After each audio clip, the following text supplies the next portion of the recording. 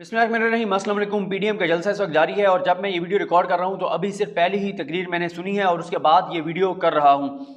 इस वीडियो करने का मकसद ये है कि बिल्ली थैले से बाहर आ चुकी है, पता चल गया है पीडीएम के एजेंडे का। और जब ये पहली तकरीर हो रही थी बिल्कुल उसी वक्त इस्लामाबाद में मुराद सईद प्रेस कॉन्फ्रेंस करके कुछ दावे कर रहे थे। उनके वो दावे क्या थे और उनकी प्रेस कॉन्फ्रेंस के दौरान ही इन दावों की कैसे तस्दीक हुई, मैं आपके सामने ये सारा मामला रखता हूँ। पहले तो मैं आपको ये बता दूं कि जब जलसा स्टार्ट हुआ तो दावा किया गया कि उस एरिया में इंटरनेट बंद कर दिया गया है, मोबाइल फ़ोन बंद कर दिया गया है, सर्विसेज बंद कर दी गई हैं और टीवी चैनल्स को कवरेज नहीं करने दी जा रही। लेकिन टीवी चैनल्स पे, कई चैनल्स पे लाइव दिखाया जा रहा था और यूट्यूब पे मैं खुद बैठा लाइव सुन रहा था। और चैनल्स पे क्यों नहीं लाइव सारा दिखाया जा सकता, उसकी वजह भी ये वही बयान है जो इस वीडियो में ख़ास तौर पे मैंने आपको सुनाना है कि किस तरह से इनका एजेंडा क्या है। ये बात खुलकर सामने आ चुकी है।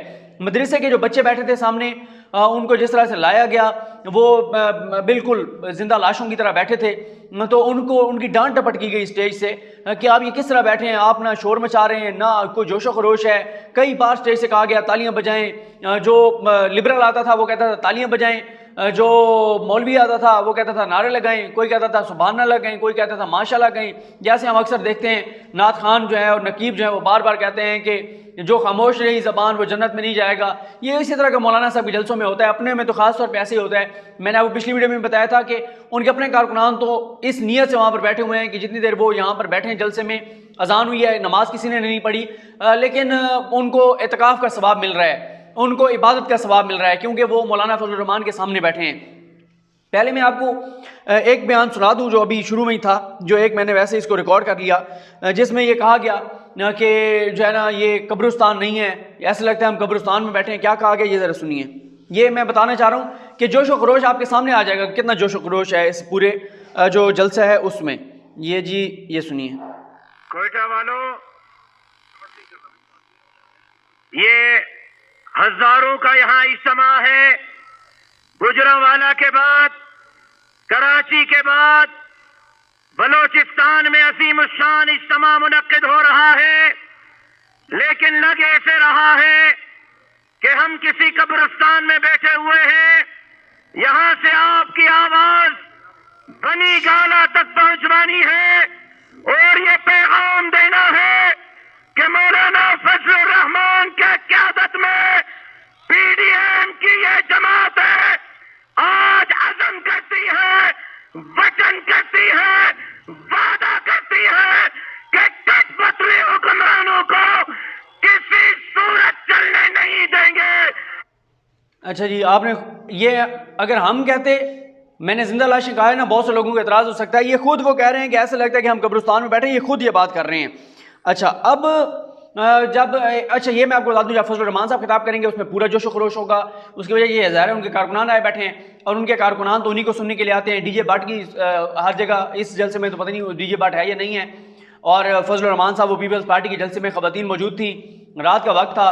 पीटीआई के जलसों में वो कहते थे डीजे बाट के गानों पे ख़वातीन मुजरा करने आती हैं पीटीआई की, लेकिन वहाँ पे डीजे बाट भी मौजूद था, पीपल्स पार्टी की ख़वातीन भी मौजूद थी, वो झूम भी रही थी, लेकिन वो मुजरा नहीं था, वो हलाल था सब कुछ पीटीआई के जलसों में जो हराम हुआ करता था।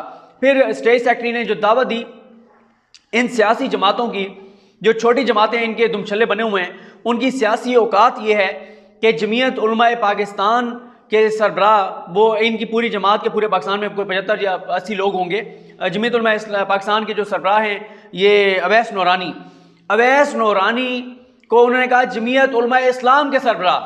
और फिर भागा भागा पीछे से बंदा आया एक और, वो जो उनके साथ सेक्रेटरी शायद अवैस नूरानी के साथ होता है, उसने कहा जी ओ भाई जमीयत उलमाए पाकिस्तान के। फिर उसने दोबारा कहा जमीयत उलमाए पाकिस्तान के। अंदाज़ा लगाएं वो जमातें अवाम को तो छोड़ दें, चलो अवाम को तो नहीं पता इनके नाम, स्टेज पे मौजूद स्टेज सेक्रेटरी को भी इनके नाम नहीं आते। ये औकात है इन सियासी जमातों की। और इनमें से इन एक मौलवी वहाँ पर तकरीर कर रहा था बड़ी जज्बाती। मैं ज़रा पहले तफसीलात ले लूँ। मुझे 4 रोज़ पहले एक जगह मुलाकात हुई, मैं और इस नकवी साहब इकट्ठे थे किसी से। उन्होंने मुझे बताया कि उनको अमेरिका से कुछ ओवरसीज़ पाकिस्तानियों ने कॉल करके बताया कि वो मौलवी वहाँ से फ्रॉड करके आए हुए हैं लोगों के साथ। मैंने उस दोस्त को, वो सीनियर जर्नलिस्ट है, उनको रिक्वेस्ट की थी कि मेरा उनसे रब्ता करवाएं। अगर रब्ता हो जाता है तो मैं आपके सामने ये स्कैंडल लाऊंगा कि यहाँ पे जो भड़के मार रहा है, बड़े बड़े नारे और दावे और जो सारा कुछ कर रहा है, वो अमेरिका से फ्रॉड करके भागा हुआ है लोगों के साथ, वो भी मैं आपके सामने लाऊंगा। अच्छा, जब ये इन्होंने दावत खिताब दी इनको अवैस नूरानी को, اس دوران مراد سعید اسلام آباد میں بیٹھے پریس کانفرنس کر رہے تھے، انڈین میڈیا کے کلپس چلا رہے تھے، بتا رہے تھے کہ انڈین میڈیا کیا کہہ رہا ہے کہ ہم نے نواز شریف پہ انویسٹمنٹ کی، پی ڈی ایم سے ہمیں امیدیں ہیں، بھارت کو پی ڈی ایم پہ انویسٹ کرنا چاہیے، پی ڈی ایم اس وقت پاکستان کو کمزور کر سکتی ہے اور انڈیا کو جتوا سکتی ہے، فوج کے خلاف پہلی بار کوئی جماعت کھڑی ہوئی ہے، اب فوج پہ حملے ہوں گے، یہ سارے کلپس اور چیزیں جو مختلف چیزیں ہیں، بہت ساری چیزیں انہوں نے چلائیں اور کچھ بلکہ چلائیں، بہت ساری نہیں چلائیں انہوں نے. جو بھارتی میڈیا اس وقت کہہ رہے ہیں کہ پی ڈی ایم کو سپورٹ کرنا چاہیے بھارتی میڈیا کو، بلکہ یہ بھی کہا گیا ہے کہ بھارت کے جو صحافی انٹرنیشنل میڈیا میں ہیں وہ پی ڈی ایم کی تحریک کو کوریج دیں اور اس پر بات کریں.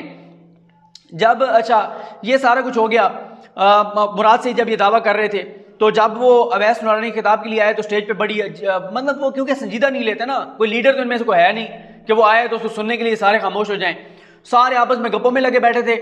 4-5 بار سٹیج سے کہا گیا کہ خدا کا واسطہ ہے چپ کر جاؤ تاکہ یہ مولوی اپنا خطاب کر سکے.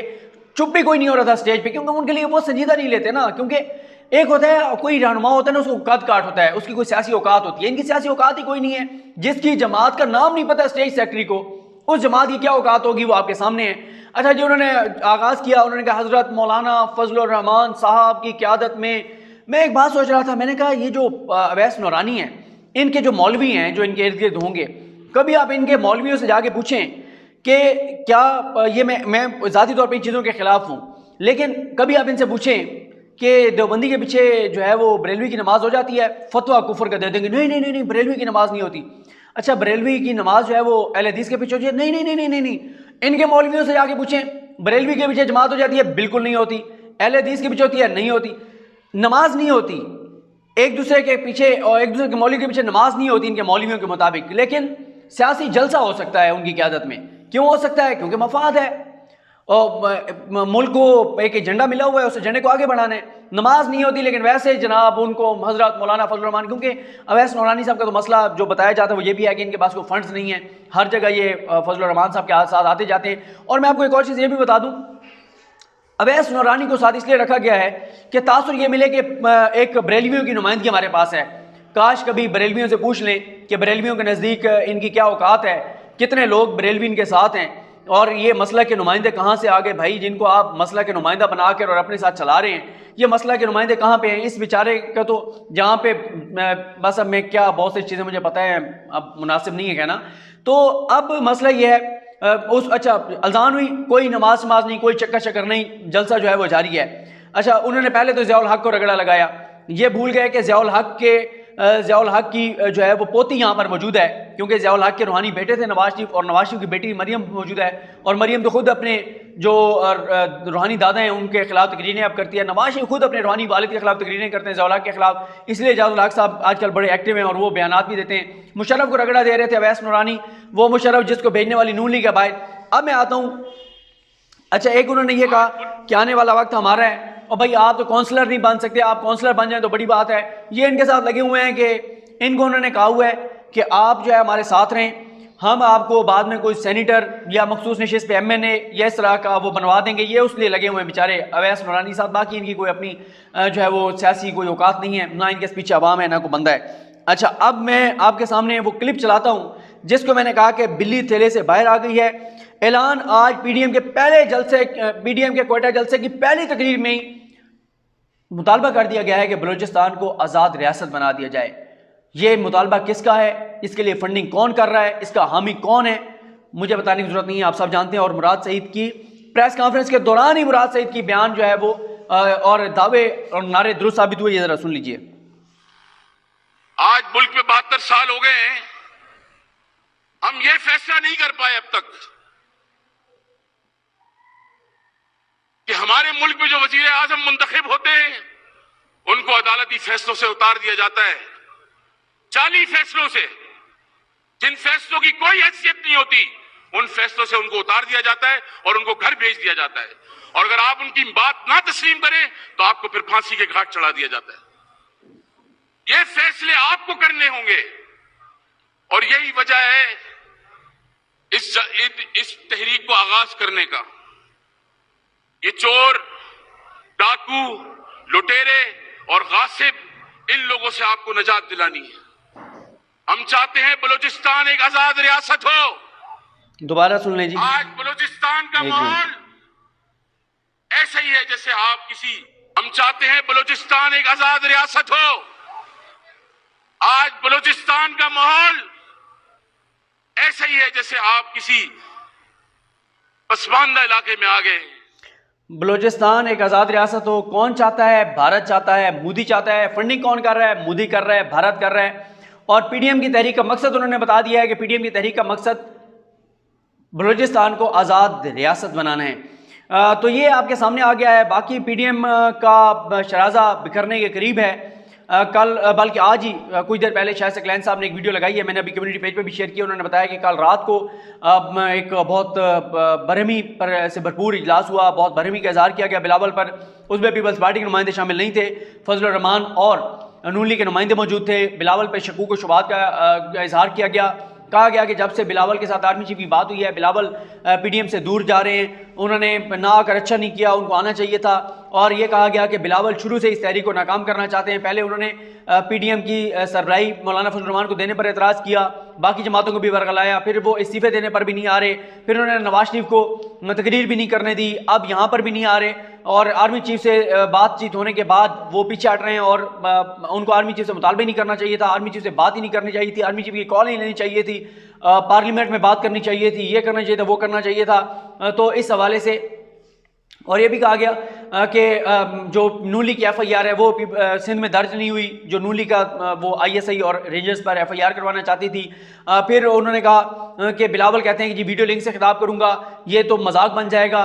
तहरीक के शुरू में ही वो इस तरह के काम कर रहे हैं, दबाव बढ़ाया जाता है, शिद्दत काम नहीं की जाती। और अगर बिलावल इस तरह से कहेंगे कि मैं वहाँ से तकरीर करूँगा वीडियो लिंक के ज़रिए, तो कल को सारे कहेंगे कि हम जी व्हाट्सएप वीडियो कॉल के ज़रिए खिताब कर लेंगे, तो ये कोई तरीका नहीं है।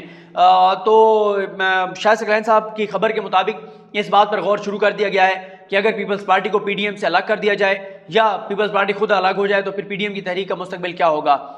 ये कुछ तफसीलात हैं, बाकी तकरीर सुन के और देख कर जो है वो आपके साथ चीज़ें शेयर करूँगा। मुझे अपनी दुआ में याद रखें। लकरीम हम सब का हामी नासरू। अल्लाह हाफ़िज़।